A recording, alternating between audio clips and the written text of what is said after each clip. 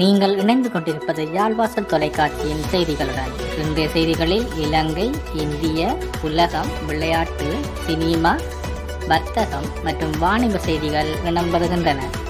எமது செய்திகளை நீங்கள் பார்த்துக்கொள்ள எமது இணையதளமான www.yalvasal.lk என்ற இணையதளத்திற்கு சென்றும் பார்வையிட முடியும். முதலில் இலங்கை செய்திகள். இலங்கைக்குள் அதிரடியாக நுழையும் இந்திய ரோ. இந்தியாவின் ரோ புலனாய்வு சேவை தம்முடைய புலனாய்வாளர்களுக்கு இலங்கை சம்பந்தமாக அறிவிப்பொன்றை வழங்கியுள்ளதாக இலங்கையின் புலனாய்வு பிரிவினர் கண்டறிந்துள்ளதாக தெரிய வருகிறது. கொழும்பு துறைமுக நகரம் தொடர்பாக உன்னிப்பாக அவதானிப்புகளுடன் இருக்குமாறு ரோ புலனாய்வு சேவை இலங்கையில் உள்ள தம்முடைய புலனாய்வாளர்களுக்கு அறிவித்துள்ளது. இந்தியாவுக்கும் சீனாவுக்கும் இடையில் நீரப்போத்த நெருப்பாக இருந்து வருகின்ற நெருக்கடியே இதற்கு காரணம் என்று கூறப்படுகிறது. துறைமுக நகரில் முதலீடுகளை செய்கின்ற நோக்கில் சீன ராணுவ அதிகாரிகள் வர வாய்ப்புள்ளதாகவும் சீனாவின் நீர்மூழ்கி கப்பல் அல்லது தாக்குதல் நடத்தும் திறன் கொண்ட கப்பல்கள் எரிபொருள் நிரப்பும் நோக்கில் கொழும்பு துறைமுக நகருக்கு வரலாம் எனவும் இந்தியா சந்தேகிக்கின்றது. அத்துடன் இலங்கை போலீசாருக்கு தொடர்பு சாதன வழியமைப்பை வழங்க சீனா எடுத்துள்ள தீர்மானம் குறித்து ரோ புலனாய்வு சேவை கூடிய கவனத்தை செலுத்தியுள்ளது. கொழும்பு துறைமுகத்துக்கு வந்து எரிபொருளை நிரப்புவதற்கான அனுமதிகளை சீனா கப்பல்களுக்கு இலங்கை அரசாங்கம் வழங்கியுள்ளதாக செய்திகள் தெரிவிக்கின்றன. கொழும்பு துறைமுக நகரம் இந்தியாவுக்கு 300 கிலோமீட்டர் தொலைவில் அமைந்துள்ளது. இவ்வாறான பின்னணியில் போர் சூழ்நிலைகள் ஏற்பட்டால் இலங்கை சீனாவின் தளமாக மாற வாய்ப்பு இருக்கலாம் என இந்திய ஊடகங்கள் இதற்கு முன்னர் கூறியிருந்தன. அத்துடன் 2 உலக வல்லரசுகளின் போரில் சிக்குவது இலங்கை போன்ற நாட்டின் அழிவுக்கு காரணமாக அமையும் என இலங்கையில் உள்ள நிபுணர்கள் கூறியுள்ளனர் என்பதும் சுட்டிக்காட்டத்தக்கது. பொதுமக்களிடம் அரசு ஆயுத கூட்டுத்தாபனம் விடுத்துள்ள கோரிக்கை. பொதுமக்கள் பணம் செலுத்தி போலியான கொரோனா தடுப்பூசியை பெற்றுக் கொள்ள வேண்டாம் என அரசு ஆயுத கூட்டுத்தாபனம் பொதுமக்களிடம் கோரிக்கை விடுத்துள்ளது. கொரோனா தொற்றுக்கான தடுப்பூசி தொடர்பில் பொதுமக்கள் அவதானமாக செயல்பட வேண்டும் என்று தெரிவித்துள்ளது. இதுவரை பணம் செலுத்தி தடுப்பூசி பெற்றுக் கொள்ளும் முறை நடைமுறையில் இல்லை. எனவே போலியான மருந்துகளை பெற்றுக் கொள்ள வேண்டாம் என கூட்டுத்தாபனத்தின் தலைவர் பிரசன்ன குணசேன தெரிவித்துள்ளார். அரசாங்கத்தால் கொரோனா தடுப்பூசிகள் முற்றிலுமாக இலவசமாக ஏற்றப்படுவதுடன் ஏற்ற கட்டணமும் செலுத்த வேண்டிய அவசியமில்லை. நாட்டில் கொரோனா தொற்று அதிகமாக பரவியுள்ள பகுதிகளை இனம் கண்டு மாவட்ட ரீதியாக தடுப்பூசிகள் மக்களுக்கு விநியோகிக்கப்பட்டு வருகின்றன. எனவே தடுப்பூசி குறித்து மக்கள் அச்சம் கொள்ள தேவையில்லை என்றும் அவர் குறிப்பிட்டுள்ளார். கடந்த 24 மணித்தியாலத்தில் 914 பேர் கைது. நாட்டில் தனிமைப்படுத்தல் விதிகளை மீறிய குற்றச்சாட்டில் 914 பேர் கடந்த 24 மணித்தியாலத்தில் கைது செய்யப்பட்டுள்ளனர். போலீஸ் பேச்சாளர் பிரதி போலீஸ் மா அதிபர் அஜித் ரோகன இதனை தெரிவித்துள்ளார். 2020 அக்டோபர் மாதம் 30ஆம் தேதி தனிமைப்படுத்தப்பட்ட நடவடிக்கை தொடங்கப்பட்டதிலிருந்து சுமார் 17,300 பேர் இதுவரை கைது செய்யப்பட்டுள்ளதாக அவர் தெரிவித்துள்ளார். இதற்கிடையில் மேற்கு மாகாணத்தில் நேற்று முன்னெடுக்கப்பட்ட நடவடிக்கைகளின் போது 4,324 முச்சக்கர வண்டிகள் பரிசோதிக்கப்பட்டன மற்றும் தனிமைப்படுத்தப்பட்ட விதிகளை மீறியதற்காக 20 முச்சக்கர வண்டிகள் கைப்பற்றப்பட்டதுடன் 35 குடியிருப்பாளர்கள் கைது செய்யப்பட்டனர். மேலும் தனிமைப்படுத்தல் மற்றும் பயண கட்டுப்பாடுகளை மீறுவோரை கைது செய்ய அரசாங்கம் நடவடிக்கை எடுத்து வருகின்றமை குறிப்பிடத்தக்கது. துறைமுக நகரம் எதிர்காலத்தில் சீனாவின் ஆதிக்கத்தில் இருக்கும் ஒரு குட்டி தீவு, நாடாளுமன்ற உறுப்பினர் கோ கருணாகரம் தெரிவிப்பார். அன்று ஆங்கிலருடன் கண்டியில் போடப்பட்ட ஒப்பந்தத்தை விட மிகவும் மோசமானதொரு ஒப்பந்தமே துறைமுக நகர ஒப்பந்தம். தமிழர்கள் தமது உரிமைக்காக எவ்வாறு போராடுகின்றோமோ அதே போன்று எதிர்காலத்தில் சிங்கள மக்களும் சீனா ஆதிக்கத்துக்கு எதிராக போராடும் நிலை உருவாகும் என தமிழ் தேசிய கூட்டமைப்பின் நாடாளுமன்ற உறுப்பினர் கோ கருணாகரம் தெரிவித்துள்ளார். துறைமுக நகர சட்டமூலம் விடயம் தொடர்பில் இன்று கருத்து தெரிவிக்கையிலே அவர் இவ்வாறு தெரிவித்துள்ளார். அவர் மேலும் தெரிவிக்கையில், இலங்கை அரசு தனக்கு நட்பு நாடாக சீனா மட்டும் போதும் என்ற நிலையில் இருப்பதாகவே தெரிகிறது. இந்தியா இந்த நாட்டின் அயல் நாடு. கடந்த காலத்தில் பல வழிகளில் இலங்கைக்கு உதவி செய்திருக்கிறது. குறிப்பாக 1971ஆம் ஆண்டு மக்கள் விடுதலை முன்னணியால் ஏற்படுத்தப்பட்ட ஆயுத கிளர்ச்சியை அடக்குவதற்கும் அதே நேரத்தில் 2009ஆம் ஆண்டு எங்கள் ஆயுத போராட்டத்தை மௌனிக்க செய்வதற்கும் என பலவாறான உதவிகளை இந்தியா செய்திருக்கின்றது.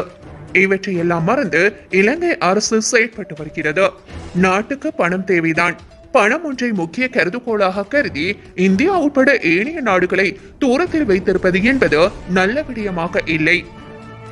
ஏனென்றால் இந்த அரசாங்கத்தின் கடந்த ஆட்சியின் போது அம்பாந்தோட்டை துறைமுகத்தினை சீனாவுக்கு 99 வருட குத்தகைக்கு கொடுத்திருக்கின்றது. 99 வருடம் என்பது 3 சந்ததிகளின் காலம். அதே போன்ற வடக்கில் இந்தியாவுக்கு மிக அண்மையில் இருக்கின்ற 3 தீவுகளை சீனாவின் நிறுவனங்களுக்கு கொடுத்திருக்கின்றார்கள். தற்போது இலங்கையில் ஒரு தீவை உருவாக்கி அந்த தீவுக்குள்ளே சீனாவினால் எதுவும் செய்யலாம் என்கின்ற அடிப்படையில் கொழும்பு துறைமுக நகரத்தை தாரை வார்த்திருக்கின்றார்கள்.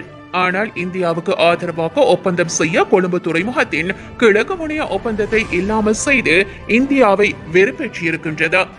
தூரத்து தண்ணீர் ஆபத்துக்கு உதவாது என்கின்ற முதுமொழிக்கு ஏற்ப எமக்கு அண்டையில் இருக்கின்ற நாடுதான் ஆபத்துக்கு எமக்கு உதவ வரும் என்பதை கொழும்பு கடற்பரப்பில் தற்போது எரிந்து கொண்டிருக்கின்ற கப்பலின் தீயை அணைப்பதற்கு இந்தியா மேற்கொள்கின்ற உதவியிலிருந்து இலங்கை உணர்ந்து கொள்ள வேண்டும். எதிர்காலத்திலாவது இலங்கை அரசு இவற்றை உணர்ந்து செயல்பட வேண்டும்.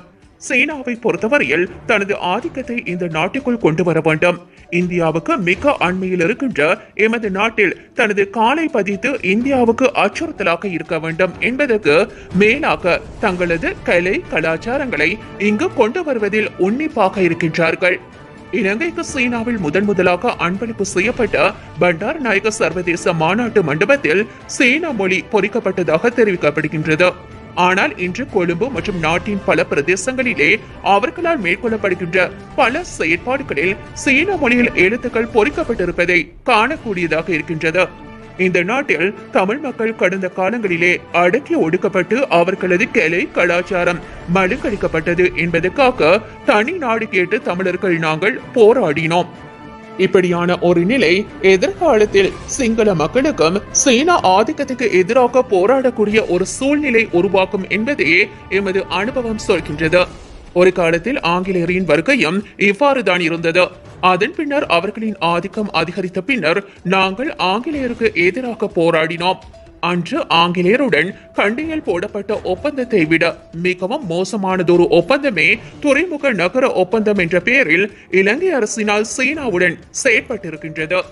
இந்த துறைமுக நகரம் எதிர்காலத்தில் சீனாவின் ஆதிக்கத்தில் இருக்கின்ற ஒரு குட்டி தீவாக மிளிரப் போகின்றது. அங்கிருந்து சீனா இந்த நாட்டை தனது காலனித்துவ நாடாக மாற்றுவதற்கு முயற்சிகள் மேற்கொள்ளும். அந்த நேரம் இந்த நாட்டின் பெரும்பான்மையின மக்கள் அதுக்கு எதிராக கிளர்ந்தெழுந்து போராடுவார்கள் என்பதே திண்ணம் என்று அவர் தெரிவித்துள்ளார்.